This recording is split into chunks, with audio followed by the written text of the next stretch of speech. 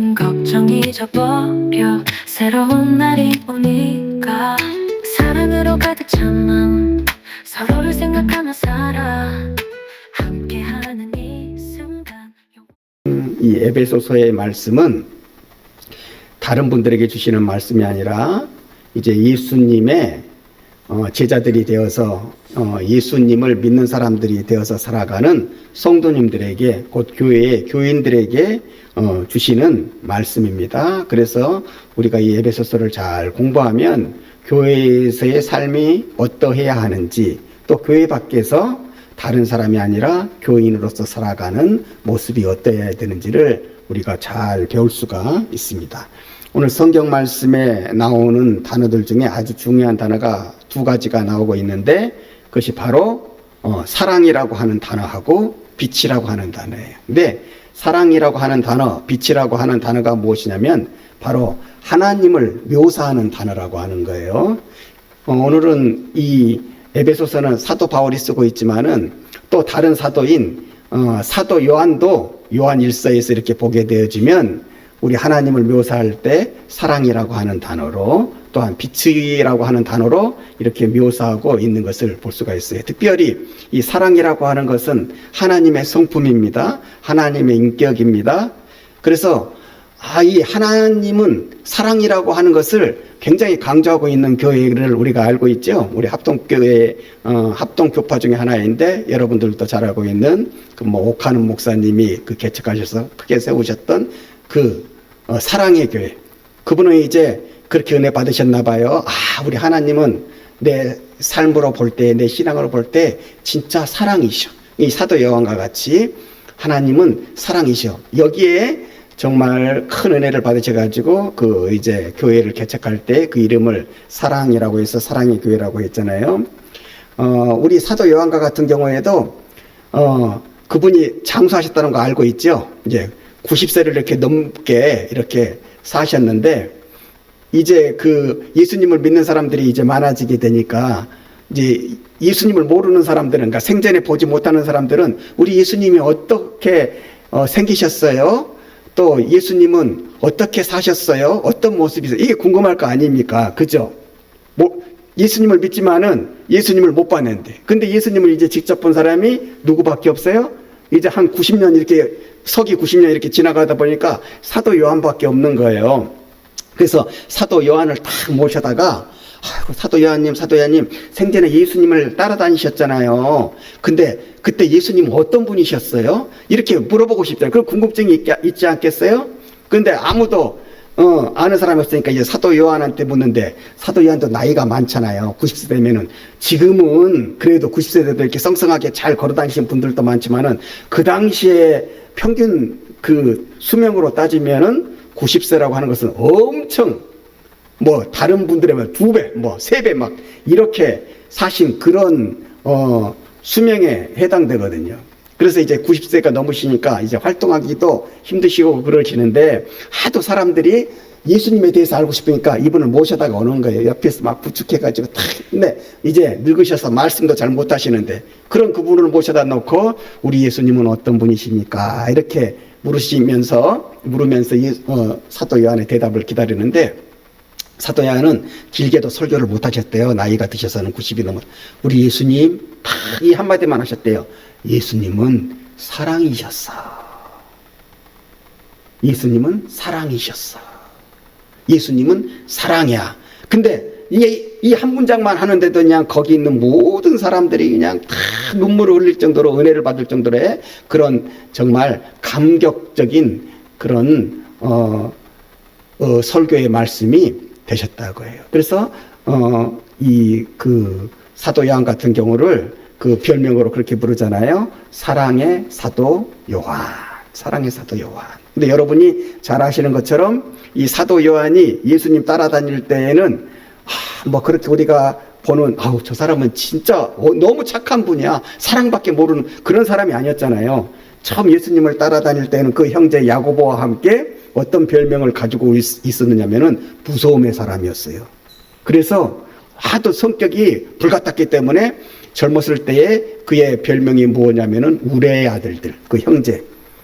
야고보와 함께 우레 아들들, 천둥의 아들들이라고 할 정도로 그렇게 어떻게 보면은 괴팍한, 가까이 가기 힘든 그런 성격의 소유자였는데, 우리 예수님을 만나고서부터 변화되어져 가지고 나중에는 모든 사람, 과거에 그를 얘기하면은 도무지 그가 그런 사람이었다고 하는 것을 모를 정도로의 사도가 되어서 이제 별명까지도 사랑의 사도 이렇게 지어지게 되었잖아요. 그만큼 하나님의 그 성품의 특징은 이 사랑이라고 하는 것, 이 사랑이라고 하는 것. 그래서 오늘 성경 말씀을 보면은 우리가 이렇게 성도가 되어졌으면, 교인이 되어졌으면 하나님의 성품을 담는 사람이 되어져야 된다. 그렇게 얘기를 합니다. 그래서 하나님의 성품 중에 먼저 이 사랑을 담는 사람이 되라. 이것을 우리한테 가르치고 있다고 하는 거예요. 1절에 보게 되면, 그러므로 사랑을 받는 자녀같이 너희는 하나님을 본받는 자가 되고, 그리스도께서 너희를 사랑하신 것 같이 너희도 사랑 가운데서 행하라.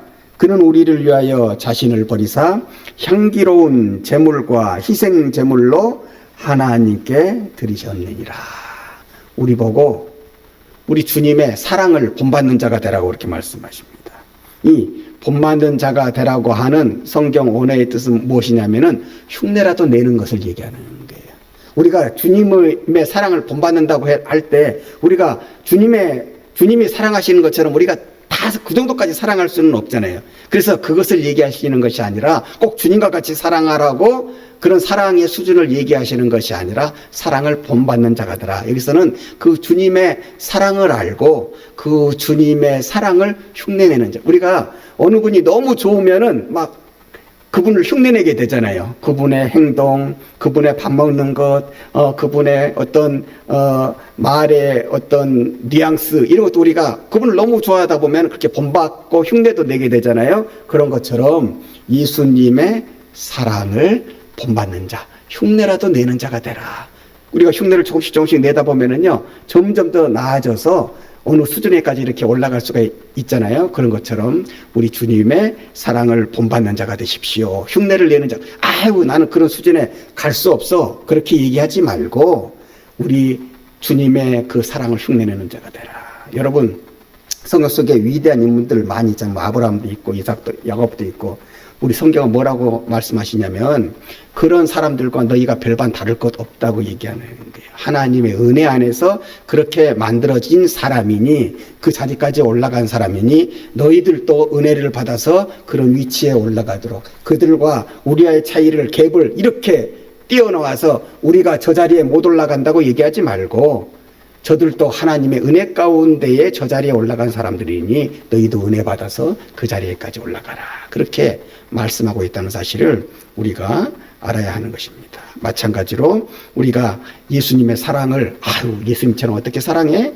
그렇게 말하지 말고 그 예수님의 사랑을 본받는 자가 되라. 흉내내는 자가 되라. 모방하는 자가 되라. 그러면 하나님이 그 모습을 보시고 하나님이 원하시는 모습의 수준에까지 너희를 이끄시고 또 그 수준에 맞는 복을 너희에게 하사해 주시리라. 이렇게 말씀하고 있다는 것입니다. 3절 말씀을 보게 되면, 음행과 온갖 더러운 것과 탐욕은 너희 중에 그 이름조차도 부르지 말라. 이는 성도에게 마땅한 바니라. 이 당시에 로마 시대에는 굉장히 성적으로도 또한 도덕적으로도 문란했고, 특별히 이 사도 바울이 세웠던 교회는 다 도시였다고 그랬죠. 이 도시라고 하는 것이 그 시골에 비해서 훨씬 더 타락하기 쉬운 것 아닙니까? 돈도 많고 사람도 많고 또 여러 나라의 사람들이 이렇게 막 무역을 하고 왔다 갔다 하고 있었기 때문에 그런 데에 대해서 외국에서 잘못 들어온 그런 관습이나 그런 문화도 있었기 때문에 성적으로도 굉장히 타락해 있었다고 하는 것이죠. 그런 것들로부터 성도는 구별되게 살아야 된다. 다시 말하면 성도의 특징이 무엇인가를 가르쳐 주는 거예요. 성도는 세상의 유행을 따라가는 사람이 아니라 성도는 세상의 유행을 만드는 사람이 되어야 되는 거예요. 그러니까 시류에 따라서 가는 사람이 되지 말고 그 시류에 뭔가 깨끗한 것을, 본받을 것을 던져주는 사람이 되어야 되는 거예요. 다시 말하면 우리들의 삶의 모습이 세상 사람들에게 본이 되어야 됩니다. 여러분들이 깨끗하게 살아보세요. 세상에 참 지 맘대로 살던 사람이요, 언젠가는 깨끗하게 사는 사람을 보고 깨닫게 되는 거예요. 야, 인생이라고 하는 것은 저분들처럼 살아야 돼. 여러분, 깡패들 중에서도요, 나중에 깡패짓을 하다가 굉장히 신물난 분들이 있어요. 그분들이 어떤 분들을 보고 그 마음에 이 변화가 일어나냐면은 착하게 사람, 깨끗하게 사는 사람들을 보고, 그런 분들을 보고 그 심경에 변화를 일으키는 경우가 종종 있다고 합니다. 우리가 그런 정말 모습들을 일으킬 수 있는 그런 삶의 모습을 교회 안에서뿐만 아니라 교회 밖에서도 이렇게 성도는 세상과 구별되며 살아야 한다고 하는 것을 오늘 성경 말씀이 우리한테 가르쳐주고 있습니다. 그 다음에 중요한 것이 말이에요. 성도는 말을 잘해야 된다. 뭐 청산유수로 잘하라고 하는 것이 아니라 격에 있는 말을 할 줄 알아야 돼. 인격적인 말을 할 줄 알아야 돼. 좋은 말을 할 줄 알아야 되는 거예요. 4절 보니까 누추함과 어리석은 말이나 희롱의 말이 마땅치 아니하니 오히려 감사하는 말을 하라. 감사하는 말을 하라. 우리 그리스도인들은 감사하는 말을 할 줄을 이렇게 알아야 되겠습니다. 특별히 우리 한국 사람들은요, 그 땡큐라고, 고맙다, 감사하다고 하는 말을 잘 못하는 것 같아요. 외국 사람들은 이런 말 참 편하게 잘하거든요. 아주 조그마한 도움을 받아도 아유 감사합니다, 땡큐 막 이렇게 뭐 appreciate 막 이렇게 이 감사의 표현이 다양한데, 우리나라 사람들은 유교적인 영향이 있어서 그런지 이 감사하는 말을 잘 할 줄 알아는 거예요. 특별히 나이 드신 분이 어린 사람들한테 이 감사하는 말을 잘 할 줄 알아야 그들도 커서 감사라고 하는 말을 잘 할 수 있게 되는 것입니다. 그래서 감사하는 말을 하라.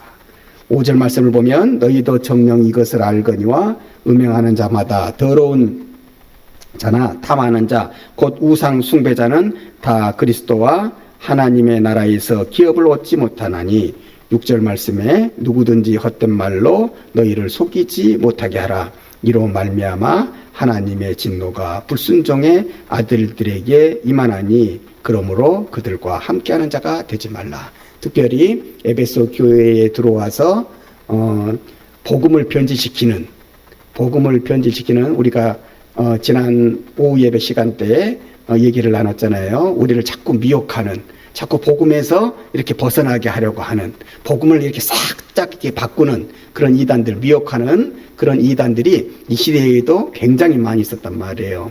신천지가 막 이렇게 들어와서 뭐 또 다른 이렇게 들어와서 이렇게 교회를 이렇게 분란을 일으키게 하려는 것처럼 이 사도 바울 시대에도 이 에베소 교회 안에 또 고린도 교회 안에 이런 분들이 많이 들어와서 이렇게 유혹하게 될 때에 그들의 꾀임에 넘어가서 하나님의 진노를 받는 자가 되지 말라.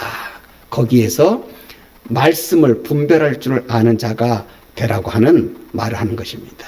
헛된 말에 넘어가는 사람이 되지 말라. 이렇게 얘기하고 있는 것입니다.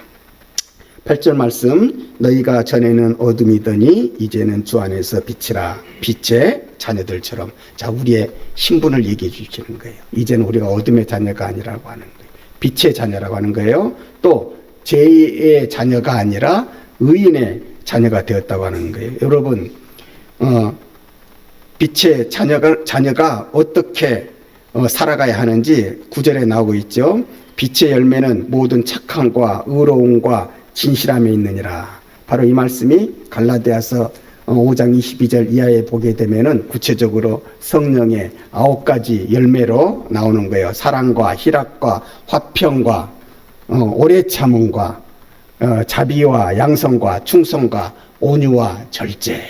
이렇게 정말 성령의 9가지 열매, 우리가 꼭 잘 명심하고 살아가야 되는 것입니다. 오래 참는 것, 또 사랑하는 것, 절제하는 것, 온유한 것, 또 사랑과 희락과 화평과 이런 열매가 우리의 성품 가운데에 이렇게 있어야 우리가 빛의 자녀요, 빛의 자녀처럼 이렇게 행하는 것입니다. 여러분, 빛의 특징이 무엇입니까?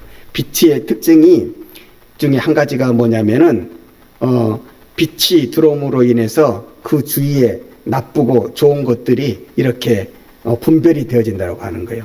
이 캄캄한 방 안에는 무엇이 있는지를 모르잖아요. 그러나 그 안에 빛이 들어오게 되어지면은 그 방 안에 무엇이 있는지 이렇게 다 분별하게 되잖아요. 바로 이런 것처럼 우리가 빛의 자녀로 살아갈 때에 정말 이 세상에서 선한 것이 무엇인지, 악한 것이 무엇인지, 바로 우리를 통해서 구분이 되어져야 되는 거예요. 우리가 교회에 다님으로 말미암아서 밖에 있는 사람들이 야, 저분들은 정말 좋은 분들이야, 정말 착한 분들이야, 이런 평가를 우리가 받을 수 있어야 되는 거예요. 세상 사람 우리하고 뭐 별 차이도 없네, 뭐 우리하고 똑같이, 또 어떤 경우에는 우리보다 더 더한 사람들이 교회에 다니네, 이런 얘기가 있어서는 안 된다고 하는 거예요.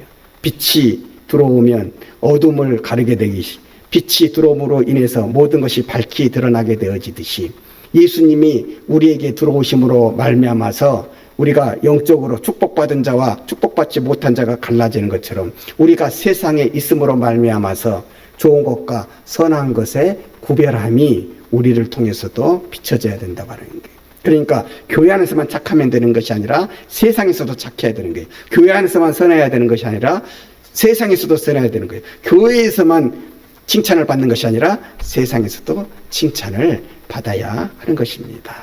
그래서 그리스도인은, 다른 말로 제가 여러분들한테 말씀드리죠, 그리스도인은 사적인 사람이 아닙니다.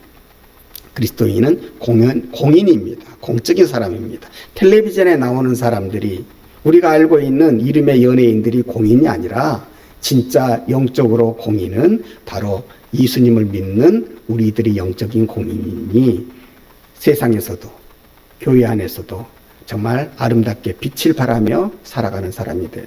그런 삶을 살기 위해서 필요한 것이 있다면 구하십시오. 구하는 대로 체험하실 것입니다. 여러분, 그렇잖아요. 부모가 자식이 돈을 달라고 그래요. 뭘 달라고 그래요. 그런데 그 달라고 하는 마음이 기특하면 어떻게 해줍니까? 걔가 달라는 것보다도 더 많은 것으로 주게 되잖아요. 마음이 너무 기특하니까. 하물며 우리 하나님, 다 가지신 하나님께서 우리가 기특하게 살겠다는데, 하나님의 자녀답게 살겠다는데, 빛의 자녀로서 살겠다는데, 세상에 빛을 비추는 자로 그 사명을 감당하면서 살겠다는데, 거기에 대해서 필요한 것을 우리가 하나님 앞에 달라고 할 때 안 주실 하나님이 아시는 거예요. 그 마음을 보시고 더 많은 것을 주시잖아요. 여러분, 솔로몬을 생각해 보세요. 솔로몬이 열심히 기도했습니다. 구할 것이 있었어.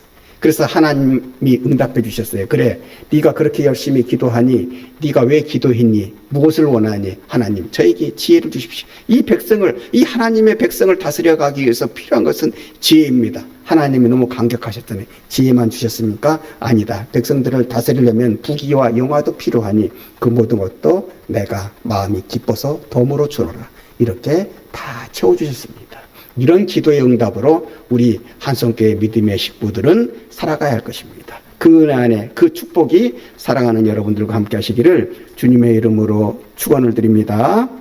자, 그런 사람들은 어떻게 사느냐? 10절 말씀을 보니까 주를 기쁘시게 할 것이 무엇인가?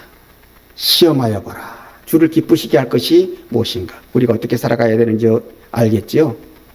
우리를 기쁘게 하면서 살아가는 것, 그건 세상 사람들도 다 할 줄 아는 거예요. 우리는 거기에 더 나아가서 먼저 기쁘시게 해야 되는 존재가 있는 거예요. 그게 누구냐면 우리 주님, 우리 예수님, 우리 성령님, 우리 하나님을 우리가 기쁘시게 하는 존재로서 살아가야 하는 것이 바로 성도의 자세인 것입니다.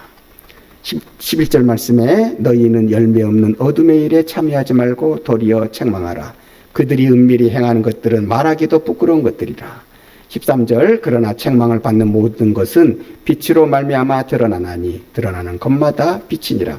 14절 말씀을 봅니다. 그러므로 이르시기를 잠자는 자여 깨어서 죽은 자들 가운데서 일어나라. 그리스도께서 너희에게 비추이리라 하셨느니라. 여러분, 세상 사람들은, 예수님을 믿지 아니하는 사람들은 다 죽어있는 자들이에요. 살아있는 것 같아도 영적으로는 다 죽어있는 자들, 그들에게는 기쁨도 없고 소망도 없는 거예요. 그러나 우리는 어떤 사람입니까? 우리는 깨어있는 자. 깨어있는 자에게는 소명도 있겠고 사명도 있습니다. 할 일이 무엇인지, 해야 될 일도 많은 것입니다. 그 일을 하기 위해서 우리가 살아가야 되는 존재임을 깨닫고 그런 사람들에게의 인생은 허무한 것이 없는, 그런 사람의 인생은 가치 있는 인생인 것이. 여러분, 하나님께서 여러분을 택하실 때부터 하나님이 가지고 계시는 목적이 있습니다. 여러분은 몰라도 하나님이 알고 계시는 목적이 그리스도인 된 나에게 있는 것입니다. 그러므로 우리는 끊임없이 물어야 할, 하나님, 나에게 있는 사명은 무엇입니까? 내가 무엇을 해야 하나님이 기쁘시겠습니까? 여기에 대한 끊임없는 물음과 거기에 대한 정말 깨달음을 가지고 살아갈 때에 하나님은 그 사람을 통해서 믿음의 조상들처럼, 믿음의 위인들처럼 진실로 하나님의 영광을 위해서 귀하고 아름답게 사용하시는 것입니다. 여러분, 성도는요, 다른 사람이 아니에요. 성도는 빛을 받은 사람입니다. 우리 예수님이 빛이시니 그 빛이 나에게 비추어졌으니 그 빛을 받은 사람이, 그 빛을 받은 사람은 어떻게 살아가야 돼? 빛을 받은 사람은 블랙홀처럼, 여러분 블랙홀 알죠? 저 우주에 가게 되면은 큰 항성인가 그게 폭발해서 하면 어떻게 되면은 블랙홀이 된다고 그래가지고 그 블랙홀은 모든 걸 끌어들인다고. 빛도 끌어들여서 그 블랙홀 안에 들어가면은 그 빛도 못 빠져나간다. 그 어둠의 그 큰 홀이라고 해서 그 블랙홀이라고 해요.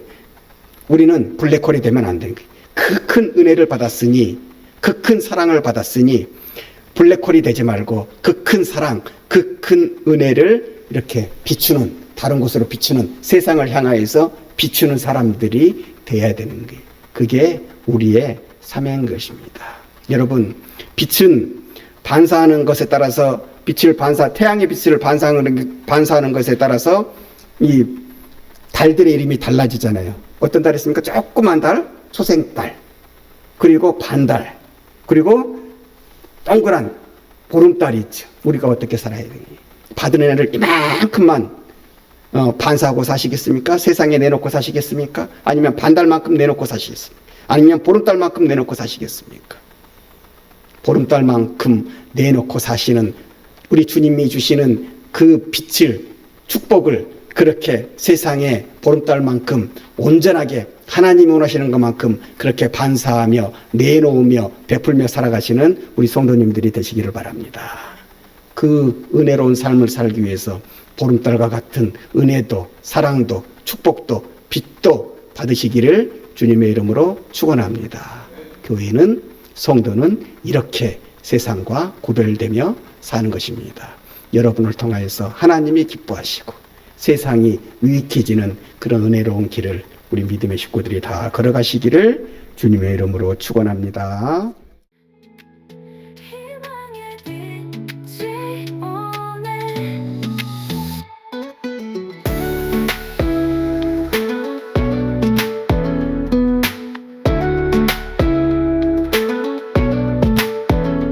작은 기적 큰 기도 우리가 함께 만들어 마음 깊은 곳에서 뜨거운 마음 느껴봐.